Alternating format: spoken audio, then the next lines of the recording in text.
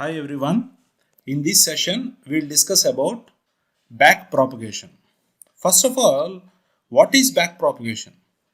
Back propagation is nothing but it's a short form for backward propagation of errors. It's a short form for backward propagation of errors. Actually, this back propagation is a widely used algorithm for training feed-forward neural network. This back propagation is widely used for training feed-forward neural network. Okay, so if you see the figure, here we have input units. Okay, we have set of input units, and next we have hidden units, and next we have output unit. So basically, by seeing the figure, we can say that it is multi-layered network. Why? Because we have hidden units, right? So here we'll have the synaptic weights. These synaptic weights are taken randomly. That's why the author is telling that we are not superhuman, or we are not God, okay, to exactly tell or to exactly take the weights. So whatever the weights we take, we have to check whether these weights are whatever the weights we take randomly. So by using those weights, what we do is we will calculate the input summation. From there, then we will connect those to the next layer, next to the next layer. Like that, we will keep on connecting, and finally we will get the output layer. At the output layer, we will calculate the actual output. At each neuron. So we will calculate the actual output at each neuron. So what we will do is, after calculating, we will compare that actual output with the desired output. Okay, then we will calculate if there is any difference. Okay, if the actual output and the desired output are not the same, then we will calculate the error, how much difference they have. Then what we do is we will go back to the hidden layer, and near the hidden layer, whatever the weights we have taken, those weights will be adjusted. Okay, suppose if the actual output is more than the desired output, then we will try to reduce the weights what we have taken. Suppose if the actual output is less than the desired output, then we will try to increase the weights. Okay, then we will do the same. We will keep on doing this unless until the actual weight and the actual output and the desired output are one and the same. Okay, for example, I will tell you simple example. For example, if you write a program to check whether the given number is palindrome or not. Let us suppose you have written a program for palindrome. So you have written no errors, and you will execute, and when you run it, okay, so enter the input string. You have entered madam, M-A-D-I-M. Actually, what is the string madam? Madam comes under palindrome. But if it shows the given string is not palindrome, then you will give one more input. Okay, network. It is also showing that it is also not a palindrome. See, in both the cases it is showing the same, means something we went wrong. Okay, so now what we have to do, we have to go back to the program and we have to verify it, and again we have to check the output.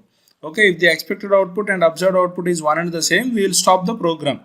Okay, otherwise, unless until the expected output and observed output are one and the same, we will keep on doing this, right? Okay, so yeah, let us consider this model. Let us suppose this model is the neural network which we have constructed. So now what we do is, in this model we will calculate the actual output. So here calculate the error, means the error is calculated based upon the desired output and actual output. So the difference between the desired output and actual output gives you the error. So we will check whether the error what we got is minimum or not. If it is minimum, means if the error is negligible, or if the difference between those two is almost zero. Okay, so then we will tell that the model is ready for prediction. If the error is not minimum, then what we have to do, we have to update the parameters. What are the parameters we have to update? The parameters are nothing but weights. The weights we are supposed to update, or we are supposed to modify them. Okay, how we will modify? Suppose if the actual output is more than the desired output, then we will try to reduce the weights. Suppose if the actual output is less than the desired output, then we will try to increase the weights. Then again we will check the, again we will calculate the actual output, and then we will check the error. Okay, so this process will be repeated unless until the error is minimum. If the error is minimum, finally we will tell that yes, the model is ready for prediction. This is what we do in back propagation. Actually, so before going to the advantage of back propagation, okay, so we will see the advantage of back propagation. So what the author is telling is, so it is the back propagation is very simple and it is very fast and easy to compute or program. Okay, and it has no parameters. Here the back propagation does not have any parameters other than the input parameter. Here we have the input parameter, and for that input parameters we have the synaptic weights. Only those were the parameters which we can tune. Other than that, we don't have any other parameters. And it is also very flexible. Why? Because here for using or for constructing this back propagation neural network, we don't need any prior knowledge. At the same time, the next advantage is it is a standard method and it works very well. And the last advantage is it don't need any special feature or any special function to be learned. Okay, so these were the advantages. Coming to the types of back propagation, here we have two types of back propagation. They were nothing but a static back propagation and recurrent back propagation. And there were some applications of back propagation. The first application is it is used in the field of speech recognition.